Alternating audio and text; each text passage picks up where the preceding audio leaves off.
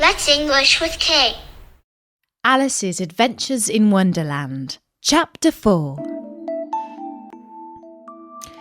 It was the White Rabbit, trotting slowly back again and looking anxiously about it as it went, as if it had lost something. And she heard it muttering to itself, "The Duchess! The Duchess! Oh, my dear paws! Oh, my fur and whiskers! She'll get me executed as sure as ferrets are ferrets. Where can I have dropped them? I wonder." Alice guessed in a moment that it was looking for the fan and the pair of white kid gloves, and she very good-naturedly began hunting about for them. But they were nowhere to be seen. Everything seemed to have changed since her swim in the pool, and the great hall with the glass table and the little door had vanished completely. Very soon the rabbit noticed Alice as she went hunting about, and called out to her in an angry tone, "Why, Mary Ann, what are you doing here? Run home this moment and fetch me a pair of gloves and a fan. Quick, now!" And Alice was so much frightened that she ran off at once in the direction it pointed to, without trying to explain the mistake it had made. "He took me for his housemaid," she said to herself as she ran. "How surprised he'll be when he finds out who I am. But I'd better take him his fan and gloves. That is, if I can find them." As she said this, she came upon a neat little house, on the door of which was a bright brass plate with the name W. Rabbit engraved upon it. She went in without knocking, and hurried upstairs, in great fear lest she should meet the real Mary Ann, and be turned out of the house before she had found the fan and gloves. "How queer it seems," Alice said to herself, "to be going messages for a rabbit. I suppose Dinah'll be sending me on messages next." And she began fancying the sort of thing that would happen. "Miss Alice, come here directly and get ready for your walk." "Coming in a minute, nurse, but I've got to see that the mouse doesn't get out." "Only, I don't think," Alice went on, "that they'd let Dinah stop in the house if it began ordering people about like that." By this time, she had found her way into a tidy little room with a table in the window, and on it, as she had hoped, a fan and 2 or 3 pairs of tiny white kid gloves. She took up the fan and a pair of the gloves, and was just going to leave the room when her eye fell upon a little bottle that stood near the looking-glass. There was no label this time with the words, "Drink me," but nevertheless she uncorked it and put it to her lips. "I know something interesting is going to happen," she said to herself, "whenever I eat or drink anything. So I'll just see what this bottle does. I do hope it'll make me grow large again, for I'm quite tired of being such a tiny little thing." It did so indeed, and much sooner than she had expected.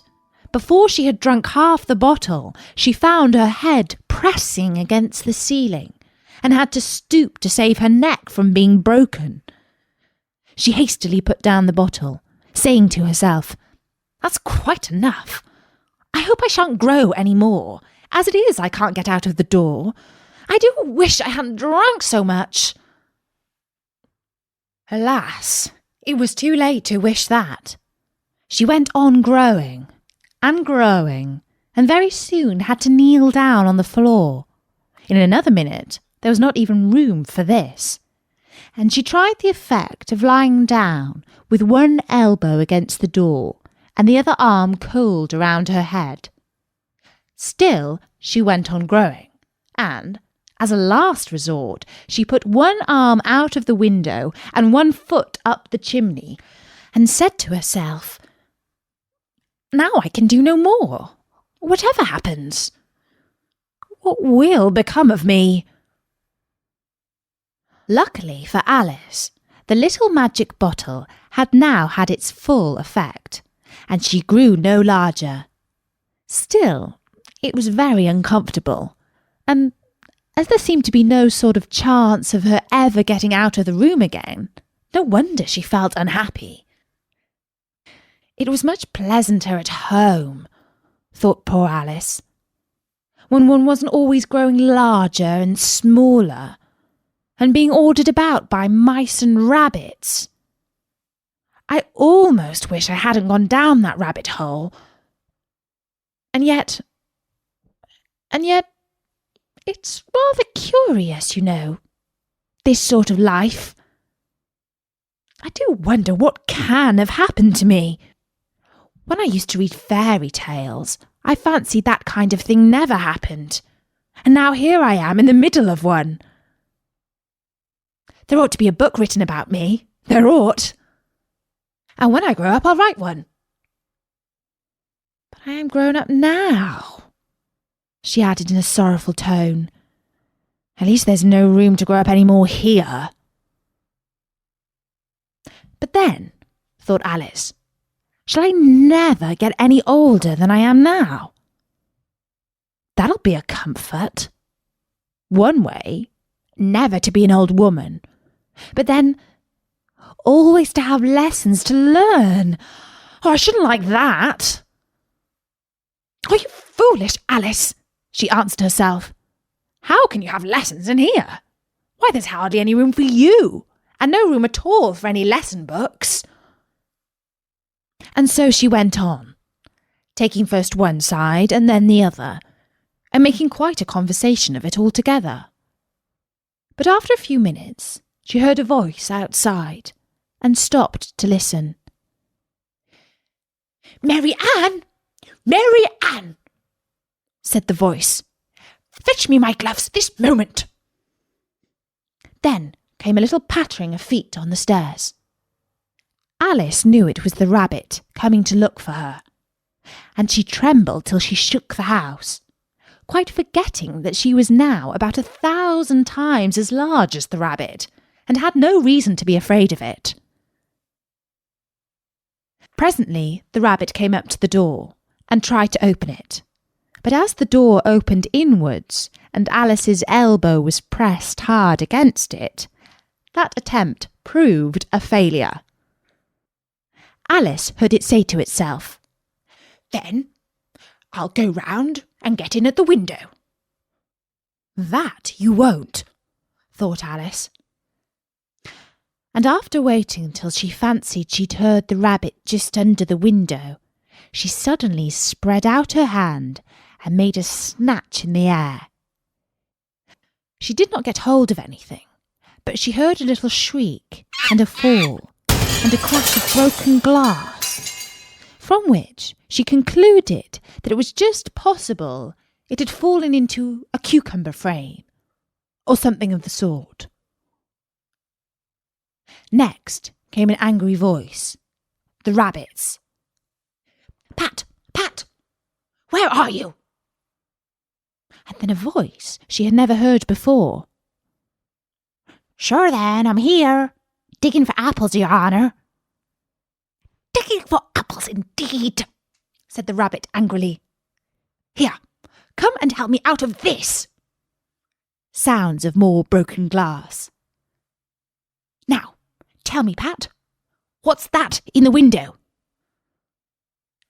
"Sure, it's an arm, your honour." "An arm, you goose! Who ever saw one that size? Why, it fills the whole window." "Sure it does, your honour, but it's an arm for all that." "Well, it's got no business there, at any rate. Go and take it away." There was a long silence after this, and Alice could only hear whispers now and then, such as, "Sure, I don't like it, your honour, at all, at all." "Do as I tell you, you coward!" And at last she spread out her hand again and made another snatch in the air. This time there were 2 little shrieks and more sounds of broken glass. What a number of cucumber frames there must be, thought Alice. I wonder what they'll do next. As for pulling me out of the window, I only wish they could. I'm sure I don't want to stay down here any longer. She waited for some time without hearing anything more. At last came a rumbling of little cartwheels, and the sound of a good many voices all talking together. She made out the words, "Where's the other ladder?" "Why, I hadn't to bring but one.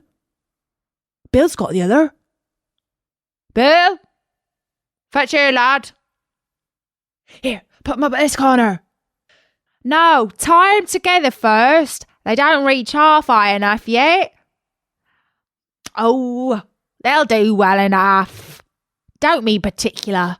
"Here, Bill, catch hold of this rope." "Will the roof bear? Come on, that loose snake. Oh, it's coming down. Heads below." "Who did that?" "It was Bill, I fancy." "Who's to go down the chimney?" "Nay, I shan't. You do it." "That I won't then." "Bill's to go down. Here, Bill. The master says you're to go down the chimney." "Oh, so Bill's got to come down the chimney, has he?" said Alice to herself. "Shy, they seem to put everything upon Bill. I wouldn't be in Bill's place for a good deal. This fireplace is narrow, to be sure, but I think I can kick a little."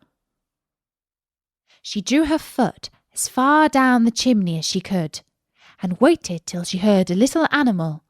She couldn't guess of what sort it was, scratching and scrambling about in the chimney close above her. Then saying to herself, "This is Bill," she gave one sharp kick and waited to see what would happen next. The first thing she heard was a general chorus of, "There goes Bill!" Then the rabbit's voice along, "Can you catch him? You, by the hedge!" Then silence, and then another confusion of voices. "Hold up his head!" "Brandy now!" "Don't choke him!" "How was it, old fellow?" "What happened to you? Tell us all about it." Last came a little feeble, squeaking voice. "That's Bill," thought Alice. "Well, I hardly know. No more, thank ye. I'm better now, but I'm a deal too flustered to tell you. All I know is, something comes at me like a jack-in-the-box, and up I goes like a skyrocket." "So you did, old fellow," said the others. "We must burn the house down," said the rabbit's voice, and Alice called out as loud as she could, "If you do, I'll set dinner on you." There was a dead silence instantly, and Alice thought to herself, "I wonder what they will do next. If they had any sense, they'd take the roof off." After a minute or two, they began moving about again, and Alice heard the rabbit say, "A barrowful will do, to begin with." "A barrowful of what?" thought Alice. But she had not long to doubt, for the next moment a shower of little pebbles came rattling in at the window, and some of them hit her in the face. "I'll put a stop to this," she said to herself, and shouted out, "You better not do that again," which produced another dead silence. Alice noticed with some surprise that the pebbles were all turning into little cakes as they lay on the floor, and a bright idea came into her head. "If I eat one of these cakes," she thought, "it's sure to make some changes in my size. And as it can't possibly make me any larger, it must make me smaller, I suppose." So she swallowed one of the cakes and was delighted to find that she began shrinking directly. As soon as she was small enough to get through the door, she ran out of the house and found quite a crowd of little animals and birds waiting outside. The poor little lizard Bill was in the middle, being held up by 2 guinea pigs who were giving it something out of a bottle. They all made a rush at Alice the moment she appeared, but she ran off as hard as she could and soon found herself safe in a thick wood. "The first thing I've got to do," said Alice to herself as she wandered about in the wood, "is to grow to my right size again. And the second thing is to find my way into that lovely garden. I think that will be the best plan." It sounded an excellent plan, no doubt, and very neatly and simply arranged. The only difficulty was that she had not the smallest idea how to set about it. And while she was peering about anxiously among the trees, a little sharp bark just over her head made her look up in a great hurry. An enormous puppy was looking down at her with large round eyes, and feebly stretching out one paw trying to touch her. "Poor little thing," said Alice in a coaxing tone, and she tried hard to whistle to it, but she was terribly frightened all the time at the thought that it might be hungry, in which case it would be very likely to eat her up in spite of all her coaxing. Hardly knowing what she did, she picked up a little bit of stick and held it out to the puppy, whereupon the puppy jumped into the air off all its feet at once with a yelp of delight, and rushed at the stick, and made believe to worry it. Then Alice dodged behind a great thistle to keep herself from being run over, and the moment she appeared on the other side, the puppy made another rush at the stick, and tumbled head over heels in its hurry to get hold of it. Then Alice, thinking it was very likely having a game of play with a cart horse, and expecting every moment to be trampled under its feet, ran round the thistle again. Then the puppy began a series of short charges at the stick, running a very little way forwards each time and a long way back, and barking hoarsely all the while, till at last it sat down a good way off, panting with its tongue hanging out of its mouth and its great eyes half shut. This seemed to Alice a good opportunity for making her escape, so she set off at once, and ran till she was quite tired and out of breath, until the puppy's bark sounded quite faint in the distance. "And yet what a dear little puppy it was," said Alice, as she leant against a buttercup to rest herself, and fanned herself with one of the leaves. "I should have liked teaching it tricks very much, if only I'd been the right size to do it. Oh dear! I'd nearly forgotten I've got to grow up again.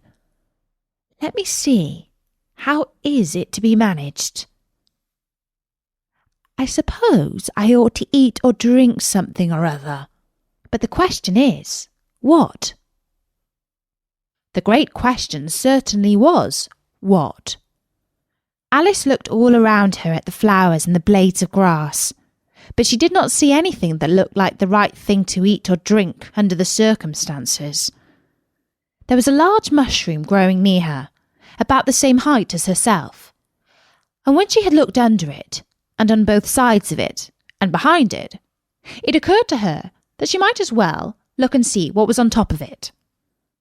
She stretched herself up on tiptoe, and peeped over the edge of the mushroom, and her eyes immediately met those of a large caterpillar that was sitting on top with its arms folded, quietly smoking a long hookah, and taking not the smallest notice of her or anything else.